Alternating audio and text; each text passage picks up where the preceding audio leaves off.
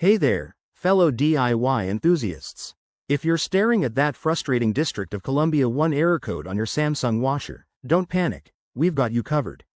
In this video, we'll break down what this error means, why it's happening, and the simple steps to fix it, all updated for 2025 models.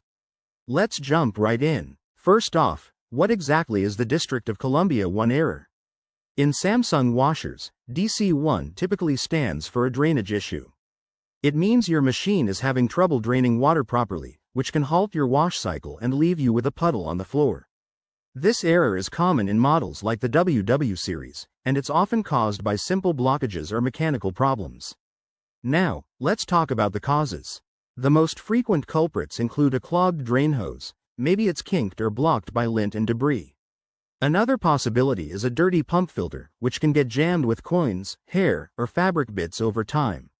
Low water pressure in your home or even a faulty drain pump could also trigger this error. Identifying the root cause is key to a quick fix. Alright, time for the solutions. Start by unplugging your washer and turning off the water supply for safety. First, check the drain hose. Make sure it's not bent and clear any visible blockages. If that's clear, locate the pump filter, usually at the bottom front of the machine, and clean it out thoroughly.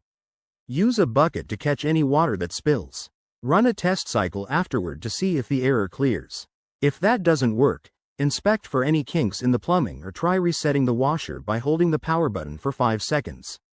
For more persistent issues, you might need to check the drain pump itself or call a professional technician.